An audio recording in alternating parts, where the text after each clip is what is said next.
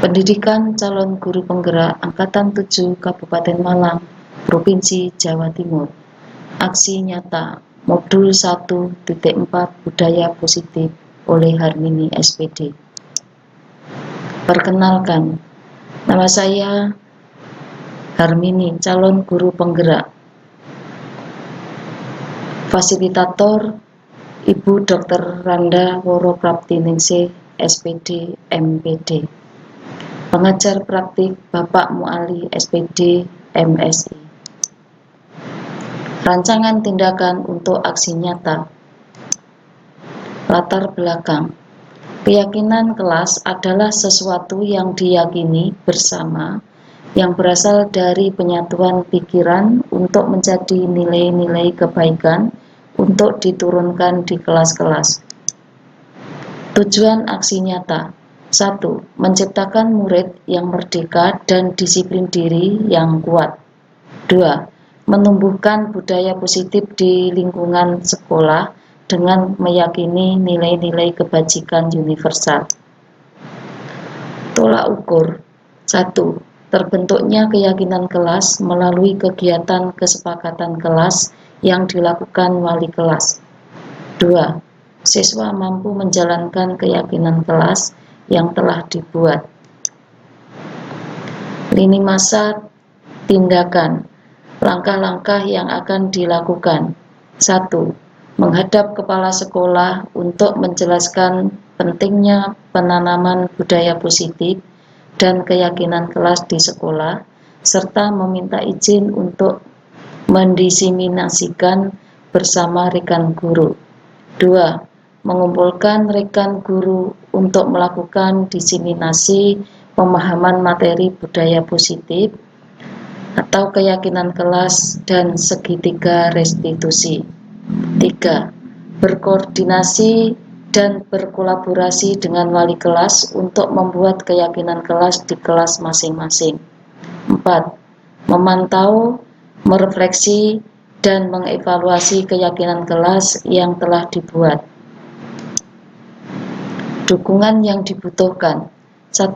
Dukungan dari kepala sekolah, rekan guru, serta murid agar tindakan yang telah disusun dapat dilakukan secara lancar dan menyeluruh. 2. Sarana dan prasarana yang dibutuhkan untuk menumbuhkan budaya positif di sekolah. 3. Orang tua dalam melakukan budaya positif di rumah. Berikut kegiatan diseminasi di sekolah mengenai pemahaman dan pengamalan budaya positif. Aksi nyata Modul 1.4 Budaya Positif. Mendiseminasikan pemahaman dan pengalaman penerapan budaya positif oleh Harmini SPD. Konsep utama modul budaya positif. 1. Perubahan paradigma belajar. 2. Disiplin positif. 3. Kebutuhan dasar manusia. 4. Motivasi perilaku manusia. 5. Posisi kontrol restitusi. 6. Keyakinan kelas. 7. Segitiga restitusi. Pembelajaran dengan paradigma baru. Pembelajaran dengan paradigma baru dirancang berdasarkan prinsip pembelajaran yang terdiferensiasi sehingga setiap murid belajar sesuai dengan kebutuhan dari tahap perkembangannya untuk mewujudkan profil pelajar Pancasila. Disiplin positif. 1. Dalam budaya kita, makna kata disiplin dimaknai menjadi sesuatu yang dilakukan seseorang pada orang lain untuk mendapatkan kepatuhan. Kita cenderung menghubungkan kata disiplin dengan ketidaknyamanan. 2. Sebagai pendidik, tujuan kita adalah menciptakan murid-murid yang memiliki disiplin diri sehingga mereka bisa berperilaku dengan mengacu pada nilai-nilai kebajikan universal dan memiliki motivasi intrinsik bukan ekstrinsik. 3. Disiplin positif merupakan salah satu cara penerapan disiplin yang bertujuan untuk menumbuhkan kesadaran serta memberdayakan murid untuk melakukan sesuatu tanpa paksaan, ancaman, atau hukuman. Kebutuhan dasar manusia. 1. Bertahan hidup. 2. Kasih sayang dan rasa diterima. 3. Penguasaan. 4. Kebebasan. 5. Kesenangan. Motivasi perilaku manusia. Memotivasi merupakan dorongan yang timbul dari diri seseorang secara sadar atau tidak sadar untuk melakukan suatu tindakan dengan tujuan tertentu. 1. Menghindari ketidaknyamanan dan hukuman. Murid melakukan disiplin diri karena ia takut dihukum. Ini merupakan motivasi ekstrinsik. Mendapatkan imbalan atau reward dari orang lain. Murid melakukan disiplin diri karena ia ingin mendapatkan hadiah atau imbalan. Ini merupakan motivasi ekstrinsik. Menghargai nilai-nilai kebajikan diri sendiri. Murid melakukan disiplin diri karena ia sadar akan nilai kebajikan dirinya. Ini merupakan motivasi intrinsik. Konsep disiplin dengan identitas gagal. Hukuman. 1. Menyakitkan. 2. Tidak nyaman. 3. Murid takut. 4. Memaksa. 5. Murid menyembunyikan kesalahan. 6. Murid menjadi rendah diri. Penghargaan. 1. Tidak efektif. 2. Merusak hubungan. 3. Mematikan kreativitas. 4. Menghukum dengan sistem ranking. 5. Merampas hak menghargai dirinya.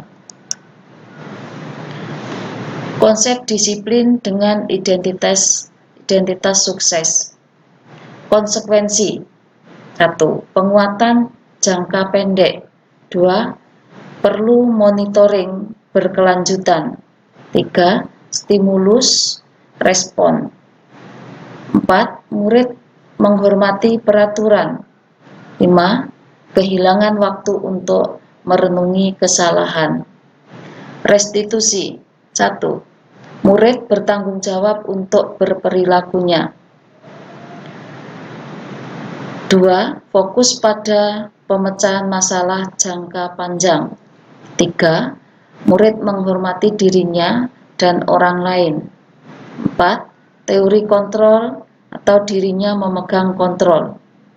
5. Murid bersemangat memperbaiki kesalahannya. Konsep disiplin pendekatan restitusi. Sebuah cara menanamkan disiplin positif pada murid. Pengertian restitusi. Proses menciptakan kondisi bagi murid untuk memperbaiki kesalahan mereka sehingga mereka bisa kembali pada kelompok mereka dengan karakter yang lebih kuat. Menurut Goosen 2004. Ciri-ciri restitusi. 1. Bukan untuk menebus kesalahan, namun untuk belajar dari kesalahan. 2. Memperbaiki hubungan. 3. Tawaran, bukan paksaan. 4. Menuntun untuk melihat ke dalam diri. 5. Mencari kebutuhan dasar yang mendasari tindakan. 6. Restitusi diri adalah cara yang paling baik. 7. Fokus pada karakter bukan tindakan. 8. Fokus pada solusi. 9. Mengembalikan murid yang berbuat salah pada kelompoknya. Perbedaan. Contoh kasus 1. Berdasarkan laporan dari beberapa siswa, ada 2 siswa kelas 8F yang bernama Farel dan Hanafi malas dalam mengikuti pembelajaran. Hukuman: guru menghukum murid membersihkan kaca jendela kelasnya. Guru marah, murid menjadi takut. Konsekuensi: guru memberikan konsekuensi untuk tidak malas belajar. Guru tegas dan murid menghormati peraturan. Restitusi: guru menanyakan keyakinan kelas dan membantu murid untuk menyelesaikan masalahnya. Guru terbuka dan murid menghormati dirinya dan orang lain. 5 posisi kontrol restitusi. 1. Sebagai penghukum. 2. Sebagai pembuat rasa bersalah. 3. Sebagai teman. 4. Sebagai pemantau. 5. Sebagai manajer. Contoh penerapan 5 posisi kontrol. Kasus 2. Berdasarkan laporan dari beberapa siswa, ada 2 siswa kelas 8F yang bernama Pandia dan Arfan melakukan pertengkaran karena saling mengejek. Sebagai penghukum, patuhi aturan sekolah, lakukan kebersihan di lingkungan sekolah. Pembuat rasa bersalah: berapa kali Bu Guru memberitahu kamu, Bu Guru kecewa sama kamu. Sebagai teman, ayolah rukun, buat bangga Bu Guru. Kali ini kamu melakukan kesalahan, tidak apa-apa. Sebagai pemantau, kamu sudah melanggar apa? Peraturan dan konsekuensinya. Sebagai manajer, apa kamu tahu kesalahan kamu? Menurutmu apa yang akan kamu lakukan untuk memperbaiki kesalahanmu? Kelas. Apa itu keyakinan kelas? Keyakinan kelas itu adalah nilai-nilai kebajikan di kelas yang disepakati oleh seluruh warga kelas secara tersirat. Atau bisa diartikan pula bahwa suatu yang diyakini bersama yang berasal dari penyatuan pikiran untuk menjadi nilai kebaikan untuk diturunkan di kelas-kelas.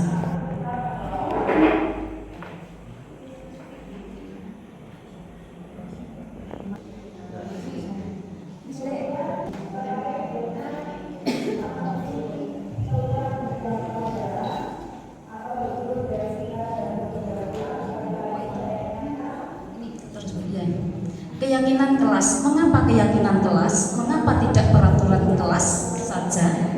Mungkin dari Bapak Ibu Guru ada yang mempunyai pendapat, mengapa kok keyakinan kelas bukan peraturan kelas saja?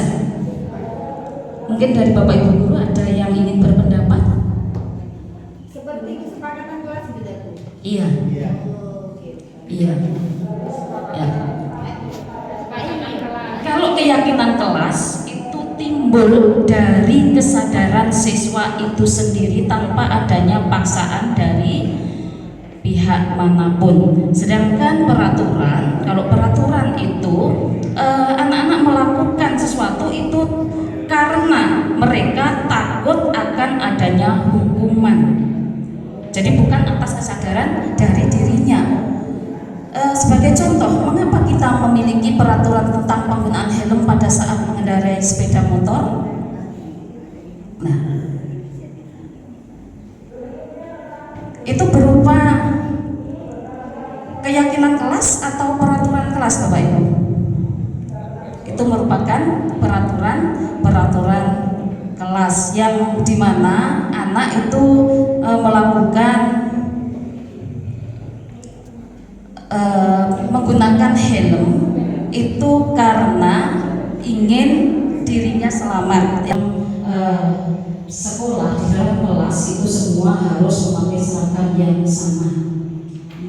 Jadi kalau ada yang memakai jaket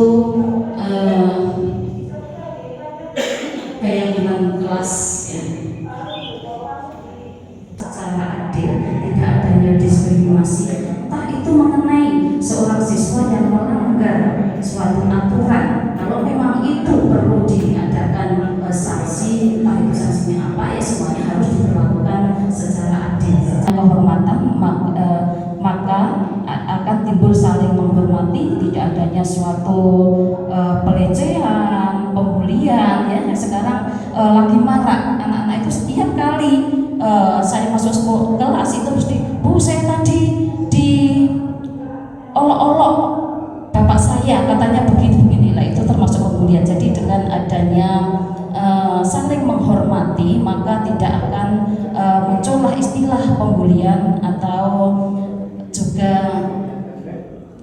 hal yang lain yang sifatnya bisa merugikan teman-temannya. Kemudian peduli itu adalah punya rasa empati kepada sesama, ya, sesuai dengan keadaan di sekitarnya. Contoh uraian, ya. Kembalikan barang ke tempatnya.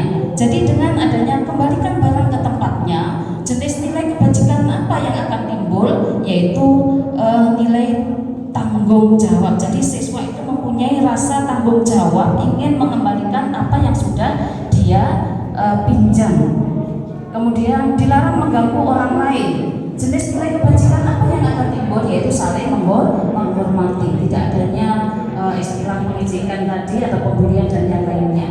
Kemudian hadir di sekolah 15 menit sebelum pelajaran, ya. Dengan nilai keyakinan kelas, hadir di sekolah 15 menit sebelum pelajaran. Jadi anak-anak dengan membuat keyakinan kelas sendiri itu, maka akan merasa selalu ingin datang sebelum pelajaran dimulai. Jadi 15 menit sebelum pelajaran dimulai itu anak-anak sudah siap berada di kelas.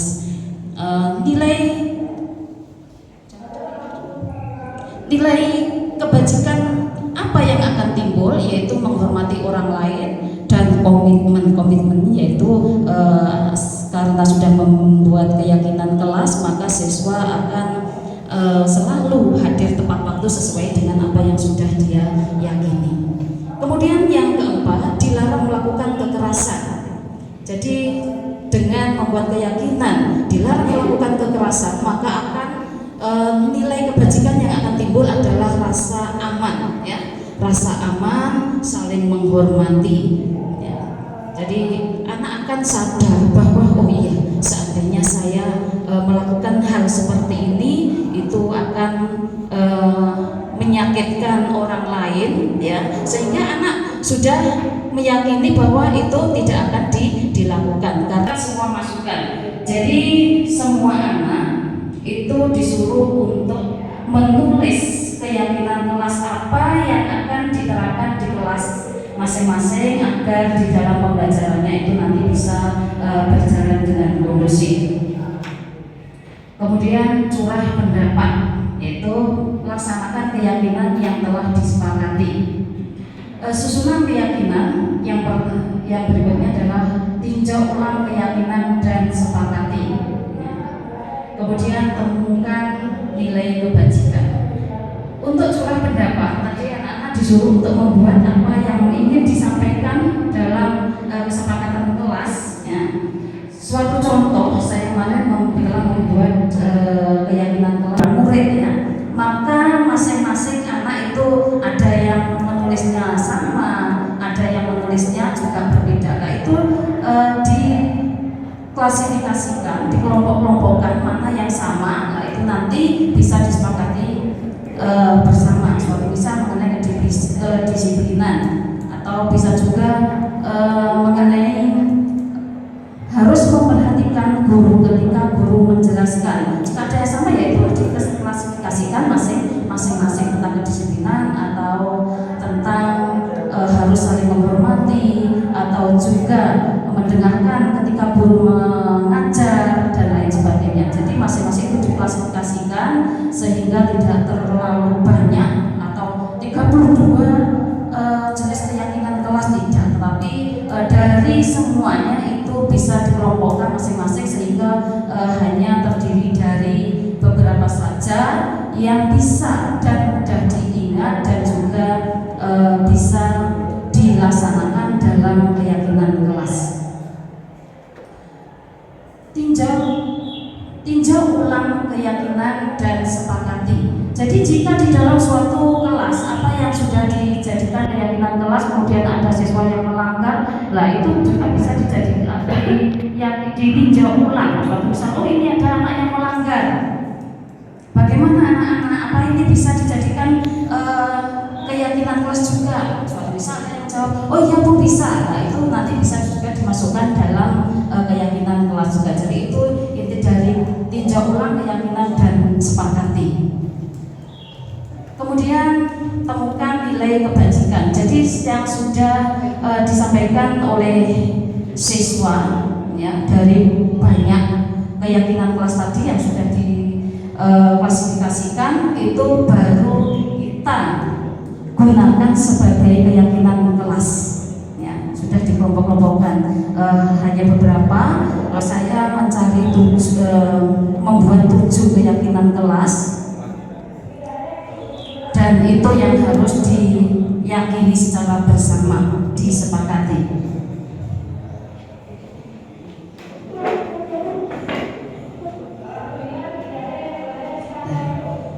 Itu keyakinan kelas pada kelas 8F ya, guru bersama murid membuat keyakinan kelas. Yang pertama itu berdiskusi tentang peraturan yang akan dibuat sebagai keyakinan kelas oleh siswa ya. Jadi siswa itu saya kasih kertas kecil yang ditempelkan sebagai keyakinan kelas, masing-masing menuliskan. Kemudian setelah itu merumuskan peraturan menjadi keyakinan kelas. Kemudian untuk keyakinan kelas yang pertama, disiplin waktu. Nah, dari keyakinan kelas itu, jika semua kelas telah melaksanakan atau membuat keyakinan kelas, maka akan terciptalah disiplin positif. Jadi akan keadaan sekolah itu akan menjadi lebih kondusif, apalagi untuk di kelas. Jadi di kelas-kelas semuanya menerapkan keyakinan kelas ya. Maka tidak ada istilah guru marah-marah lagi, karena anak-anak sudah membuat kesepakatan kelas masing-masing. Jadi yang tadinya ayo siapa yang merame, nanti akan saya hukum. Jadi dengan anak-anak sudah membuat keyakinan kelas masing-masing, maka tidak ada lagi guru yang marah-marah, karena anak-anak akan mempunyai kesadaran yang timbul dari dirinya sendiri untuk menerapkan keyakinan kelas yang sudah disepakati oleh anak itu sendiri. Nah, jadi dengan semua kelas dari masing-masing tingkat, mulai dari kelas 7, kelas 8, kelas 9 menerapkan keyakinan kelas, maka akan timbul budaya positif sehingga pembelajaran bisa kondusif.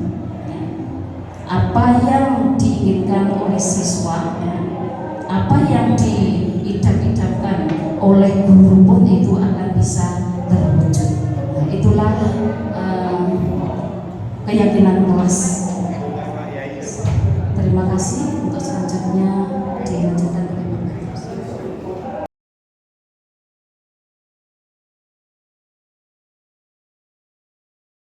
Farel datang.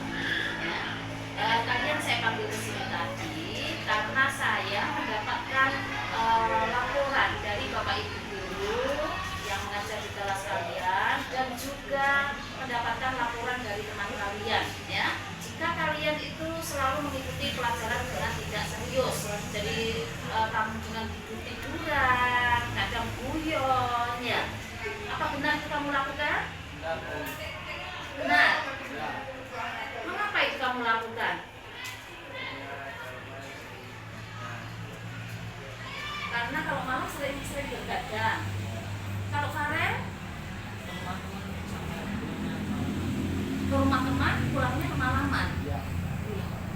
Kalian tahu kan, kalau kamu mengikuti pelajaran dengan tidak serius, maka kamu akan bisa ketinggalan pelajaran ya.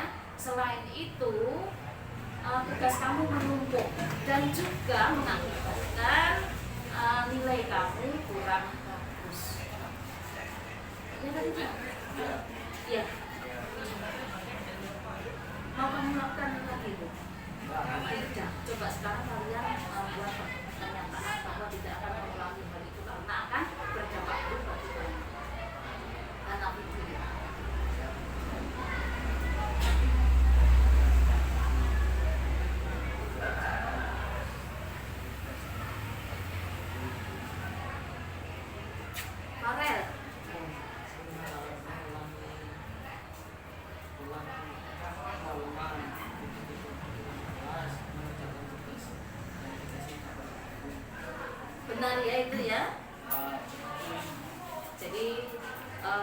kamu itu salah ya. Jadi jangan kamu mengulangi hal itu lagi karena nanti bisa menjadikan nilai kamu kurang bagus. Ya sudah, jangan ulang lagi ya.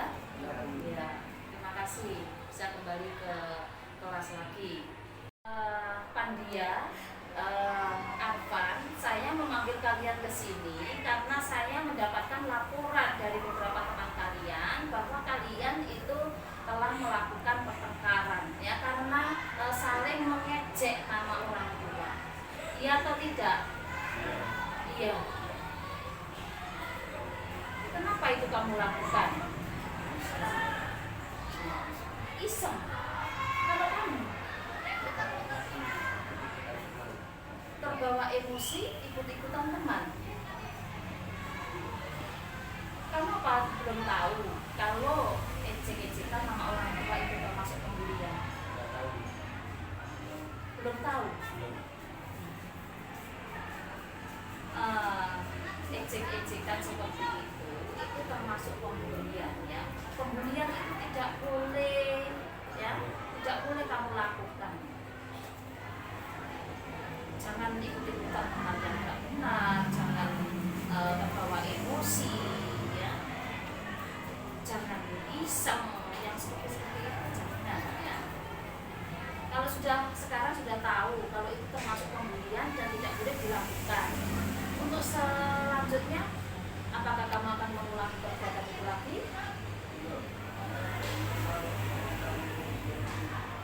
Tidak akan mengulangi. Kamu sudah merasa menyesal bahwa kamu telah melakukan pembulian itu. Kalau kamu sama menyesal, tidak akan mengulangi lagi.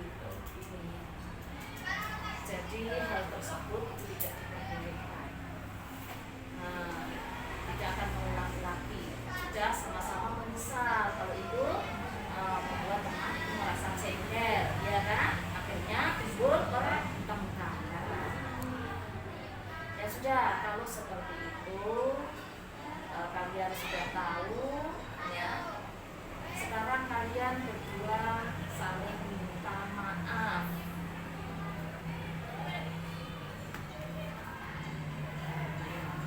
Ya sudah, masih jangan diulang lagi ya. Segitiga restitusi. 1. Menstabilkan identitas. Kita semua akan melakukan hal terbaik yang bisa kita lakukan. 2. Validasi tindakan yang salah. Semua perilaku memiliki alasan. 3. Menanyakan keyakinan. Kita semua memiliki motivasi internal. Dari Bapak Kepala Sekolah untuk membuka acara kita. Pada beliau waktu dan tempat kami persilakan.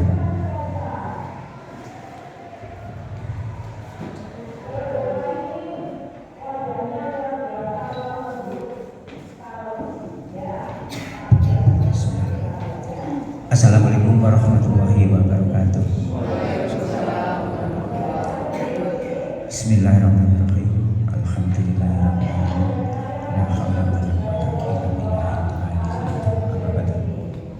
Bapak Ibu yang saya hormati, puji syukur kita panjatkan kehadiran Allah Subhanahu wa taala atas segala rahmatnya. Salawat serta salam terlimpahkan kepada junjungan kita Rasulullah Muhammad sallallahu alaihi wasallam. Bapak Ibu yang berbahagia, pagi hari ini